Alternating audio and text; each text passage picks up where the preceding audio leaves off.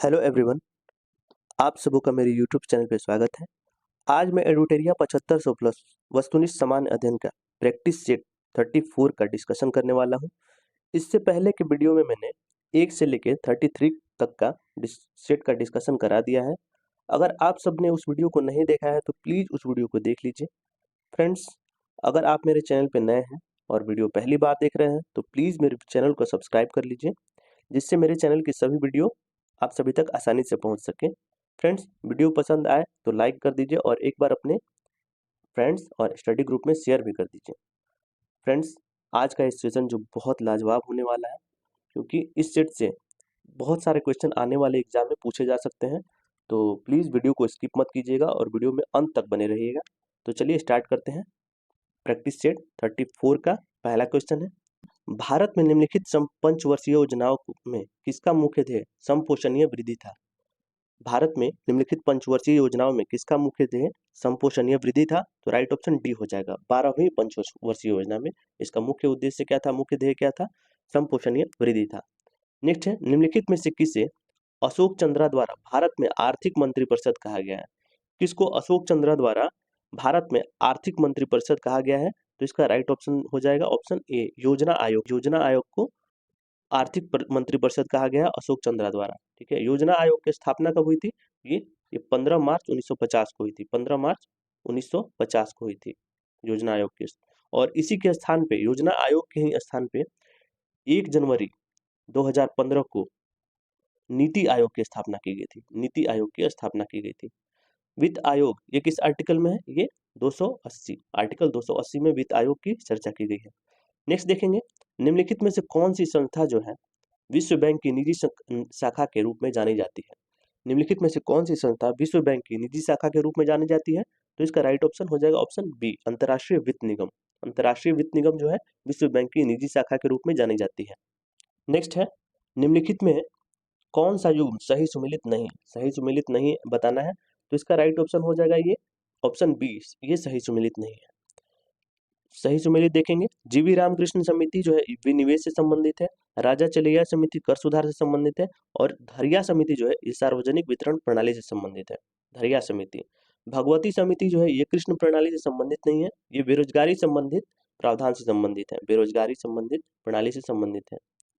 ठीक है, बेरोजगारी से संबंधित है भगवती समिति, बेरोजगारी से संबंधित है। नेक्स्ट क्वेश्चन है, विशेष आहरण अधिकार SDR, इसका फुल फॉर्म होता है special drawing rights. Special drawing rights होता है। इसके संदर्भ में निम्नलिखित कथनों पर विचार कीजिए और बताएंगे कौन सा कथन सही है इसमें। तो इसका राइट ऑप्शन हो जाएगा फ्रेंड ऑप्शन सी, केवल 1 और 3। केवल 1 और 3 कौन कौन सा है? यह 1969 में IMF द्वारा बनाई गई एक अंतर्राष्ट्रीय आरक्षित संपत्ति है, और यह न तो मुद्रा है और न ही IMF पर दावा है। तो इसका हो जाएगा राइट ऑप्शन सी। नेक्स्ट है, प्रकाश वैद्युत प्रभाव पर आधारित युक्ति निम्न में से कौन सी है? प्रकाश वैद्युत प्रभाव पर आधारित युक्ति निम्न में से कौन सी है? तो ये प्रकाश विद्युतशील, राइट ऑप्शन डी हो जाएगा। नेक्स्ट है, कार्य की जो बीमा है ये किसके बराबर होती है? कार्य की बीमा बराबर होती है किसकी बीमा का बराबर? तो इसका राइट ऑप्शन हो जाएगा ऑप्शन बी, ऊर्जा की बीमा के बराबर। कार्य की बीमा और ऊर्जा की बीमा एक दूसरे के समान होती है। नेक्स्ट है, प्रकाश तरंगों के वायु से कांच में जाने पर क्या परिवर्तित होता है? क्या परिवर्तित होता है? तो तरंगदैर्घ्य और वेग परिवर्तित होता है और आवृत्ति परिवर्तित नहीं होती है। तो इंपॉर्टेंट क्वेश्चन है कि प्रकाश तरंगों के वायु से कांच में जाने पर क्या परिवर्तित होता है? तो तरंग और वेग परिवर्तित होता है। तो राइट ऑप्शन डी हो जाएगा।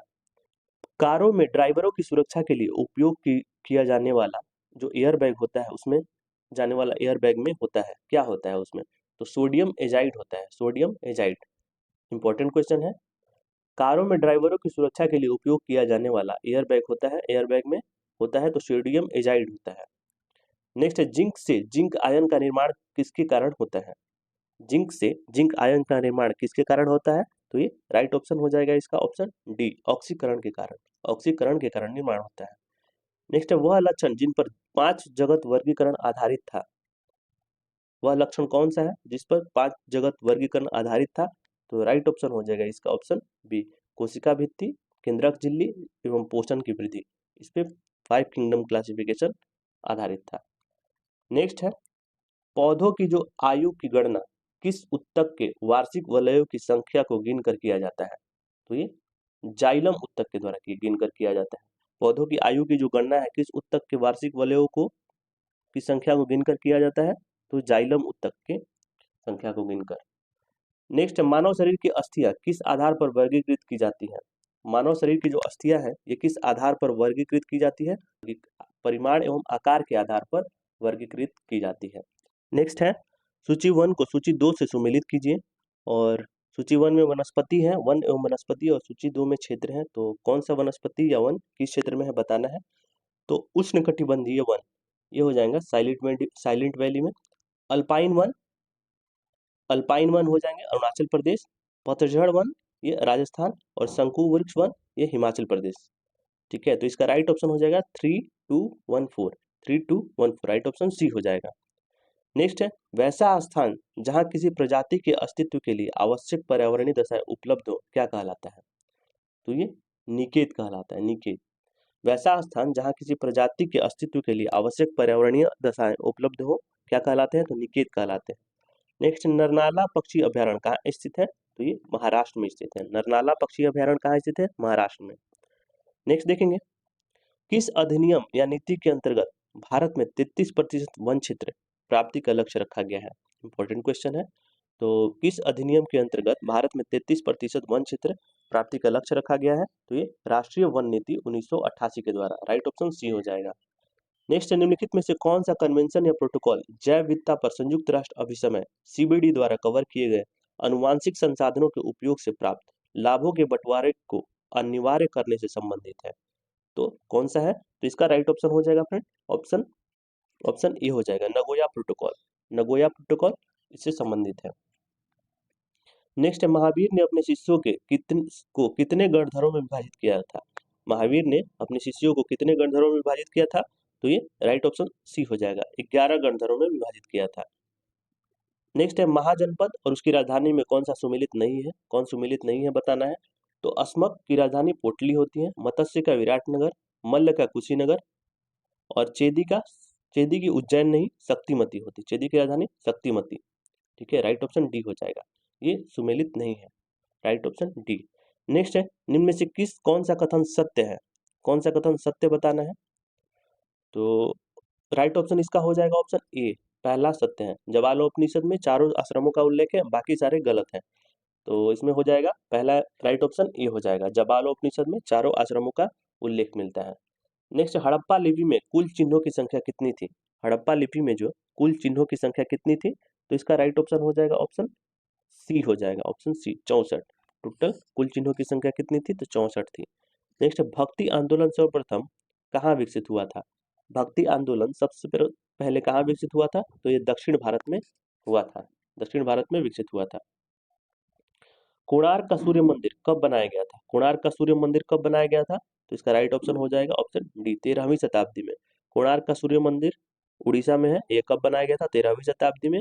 और किसके द्वारा बनाया गया था? तो ये गंग वंश के शासक थे नरसिंह देव प्रथम, इनके द्वारा बनवाया गया था। गंग वंश के शासक नरसिंह देव प्रथम के द्वारा बनवाया गया था कोणार्क का सूर्य मंदिर। नेक्स्ट है, निम्नलिखित में से कौन सा सुल्तान नया धर्म चलाना चाहता था किंतु उलेमा लोगों ने इसका विरोध किया था? कौन सुल्तान था? तो ये राइट ऑप्शन ये हो जाएगा, अलाउद्दीन खिलजी। ये नया धर्म चलाना चाहता था लेकिन उलेमा ने इसका विरोध किया था। ठीक है, नेक्स्ट है, मुगल काल के समय किसने मनसबदारी प्रारंभ किया था? मुगल काल के समय किसने मनसबदारी प्रथा प्रारंभ किया था? तो इसका राइट ऑप्शन हो जाएगा ऑप्शन ए हो जाएगा, अकबर। अकबर ने मनसबदारी प्रथा स्टार्ट किया था। नेक्स्ट है क्वेश्चन देखिए, क्या हम दोनों एक देश में नहीं रहते डैश स्मरण रहे कि हिंदू और मुसलमान दो धार्मिक भिन्नताएं प्रकट करते हैं, अन्यथा सभी लोग चाहे वो हिंदू अथवा मुसलमान हो चाहे ईसाई हो जो देश में रहते हैं सभी इस मामले में एक ही राष्ट्र से संबंध रखते हैं। उपरोक्त कथन जो है किसका है? तो ये राइट ऑप्शन हो जाएगा option C, sir Syed Ahmad Khan का। सर सैयद अहमद खान का स्टेटमेंट है। नेक्स्ट है, निम्नलिखित में से किसने भारत के विभाजन संबंधी बाल्कन प्लान का खाका तैयार किया था? तो ये लॉर्ड माउंटबेटन ने किया था। बाल्कन प्लान का खाका किसने तैयार किया था? तो ये लॉर्ड माउंटबेटन ने तैयार किया था। नेक्स्ट बताना है, पश्चिमी घाट के प्रमुख दर्रे को उत्तर से दक्षिण की ओर सजाएं, मतलब उत्तर से दक्षिण की ओर सजाना है। कि सबसे उत्तर में कौन है और सबसे दक्षिण में कौन है। तो इसका राइट ऑप्शन हो जाएगा 1324, 1324 थालघाट, भोरघाट, पालघाट और सेनकोटा। तो 1324 हो जाएगा। पहले थालघाट, सबसे उत्तर में थालघाट, फिर उसके बाद भोरघाट, ठीक है, फिर पालघाट, फिर सेनकोटा। राइट ऑप्शन सी हो जाएगा। नेक्स्ट है, निम्नलिखित में से कौन ब्रह्मपुत्र की सहायक नदी नहीं है। कौन जो है ब्रह्मपुत्र की सहायक नदी नहीं है। तो इसका राइट ऑप्शन हो जाएगा ऑप्शन डी, भवानी। भवानी जो है ब्रह्मपुत्र की सहायक नदी नहीं है। मानस, कपिली और तीस्ता ये सहायक नदी है। भवानी ब्रह्मपुत्र की सहायक नदी नहीं है। नेक्स्ट है, भारत में अधिकांश पेट्रोलियम पदार्थ किस युग की शैल संरचनाओं में पाए जाते हैं। भारत में अधिकांश पेट्रोलियम पदार्थ किस युग की शैल संरचनाओं में पाया जाता है। तो ये टर्शियरी संरचनाओं में पाया जाता है। राइट ऑप्शन बी हो जाएगा। 31 का राइट ऑप्शन बी हो जाएगा। नेक्स्ट है, सूची 1 को सूची 2 से सुमेलित कीजिए और नीचे दिए गए कूट की सहायता से सही उत्तर का चयन कीजिए। तो इसमें सही उत्तर बताना है। तो स्थल समीर के बहने का समय रात में होता है। समुद्र समीर बहने का समय दिन में होता है। गहरे रंग के कपड़े पहनने का समय, गहरे रंग के कपड़े हम लोग कब पहनते हैं, तो शीत ऋतु में पहनते हैं, शीत ऋतु में। और हल्के रंग के कपड़े कब पहनते हैं, तो ग्रीष्म ऋतु में, ग्रीष्म ऋतु में पहनते हैं। तो इसका राइट ऑप्शन हो जाएगा 4321, 4321 हो जाएगा। राइट ऑप्शन ए हो जाएगा। नेक्स्ट है, निम्नलिखित में से कौन सा पृथ्वी के घूर्णन का प्रभाव नहीं है। कौन सा जो है पृथ्वी के घूर्णन का प्रभाव नहीं है। तो इसका राइट ऑप्शन हो जाएगा ऑप्शन डी, ऑप्शन डी। ऋतु परिवर्तन जो है पृथ्वी के घूर्णन का प्रभाव नहीं है, ये पृथ्वी के परिक्रमण का प्रभाव है। पृथ्वी की परिक्रमण का प्रभाव है ऋतु परिवर्तन। नेक्स्ट है, निम्नलिखित में से किसने जलवायु परिवर्तन का क्रायोजेनिक संकेत प्राप्त किया जाता है। निम्न में से किससे जो है जलवायु परिवर्तन का क्रायोजेनिक संकेत प्राप्त किया जाता है। तो ये आई स्कोर से प्राप्त किया जाता है। पिछली वीडियो में मैंने आई स्कोर के बारे में बताया था, एक बार देख लीजिएगा उसको, सेट नंबर 31 में या 2 में। ठीक है, नेक्स्ट है, किसी राज्य के मुख्यमंत्री सहित मंत्रियों की न्यूनतम संख्या कितनी हो सकती है। किसी राज्य में मुख्यमंत्री सहित मंत्रियों की न्यूनतम संख्या कितनी हो सकती है। तो इसका राइट ऑप्शन हो जाएगा फ्रेंड ऑप्शन बी हो जाएगा, 12 हो सकती है। किसी राज्य में मुख्यमंत्री सहित मंत्रियों की न्यूनतम संख्या कितनी हो सकती है, तो ये 12 हो सकती है। नेक्स्ट है, अंतर्राष्ट्रीय नदी जल विवाद का उल्लेख किस अनुच्छेद में वर्णित है। अंतर्राष्ट्रीय नदी जल विवाद का उल्लेख किस अनुच्छेद में वर्णित है। तो इसका राइट ऑप्शन हो जाएगा ऑप्शन सी, अनुच्छेद 262, अनुच्छेद 262 में संबंधित है, वर्णित है। नेक्स्ट, केंद्रीय वित्त आयोग में अध्यक्ष सहित सदस्यों की कुल संख्या कितनी होती है। तो ये 5 होती है। राइट ऑप्शन सी हो जाएगा। केंद्रीय वित्त आयोग, इसकी चर्चा किसमें है, आर्टिकल 280 में, पिछले क्वेश्चन में मैंने बताया था। ठीक है, तो वित्त आयोग में अध्यक्ष सहित सदस्यों की कुल संख्या कितनी होती है, तो 5 होती है। राइट ऑप्शन सी हो जाएगा। नेक्स्ट है, सूची 1 को सूची 2 से सुमेलित कीजिए तथा दिए गए कूट से सही उत्तर का चयन कीजिए। तो भाग 6 किससे संबंधित है, भाग 6 संबंधित है राज्य से। ठीक है, भाग 6 राज्य से। भाग 14 संघ एवं राज्य की सेवाएं से संबंधित है, भाग 14। भाग 15 किससे संबंधित है, ये निर्वाचन से संबंधित है। और भाग 18 आपात उपबंध से संबंधित है। राइट ऑप्शन बी हो जाएगा, बी, 3421। नेक्स्ट है, सर्वोच्च न्यायालय में तदर्थ न्यायाधीशों की नियुक्ति होती है जब, कब होती है। तो सर्वोच्च न्यायालय में तदर्थ न्यायाधीशों की नियुक्ति कब होती है, जब न्यायालय के किसी सत्र के लिए न्यायाधीशों का कोरम नहीं होता है। तो राइट ऑप्शन डी हो जाएगा। न्यायालय के किसी सत्र के लिए न्यायाधीशों का कोरम नहीं होता है तो सर्वोच्च न्यायालय में तदर्थ न्यायाधीशों की नियुक्ति की जाती है। नेक्स्ट, श्रृंगार शतक पुस्तक के लेखक कौन है। श्रृंगार शतक के लेखक कौन है, तो भर्तृहरि। नेक्स्ट है, निम्नलिखित में से कौन सही सुमेलित नहीं है, सही सुमेलित नहीं है बताना है। तो इसका राइट ऑप्शन हो जाएगा ऑप्शन ए, राष्ट्रीय नियोजन समिति। ये सही सुमेलित नहीं है क्योंकि राष्ट्रीय नियोजन समिति की स्थापना हुई थी 1938 में। ठीक है, गांधीवादी योजना 1944 में, जन योजना 1945 में और बॉम्बे प्लान 1944 में। तो राइट ऑप्शन इसका हो जाएगा ऑप्शन ए। नेक्स्ट है, राष्ट्रीय अनुसूचित जनजाति आयोग में अध्यक्ष सहित सदस्यों की संख्या कितनी होती है। अध्यक्ष सहित सदस्यों की संख्या कितनी होती है, तो राइट ऑप्शन हो जाएगा ऑप्शन सी हो जाएगा, ऑप्शन सी।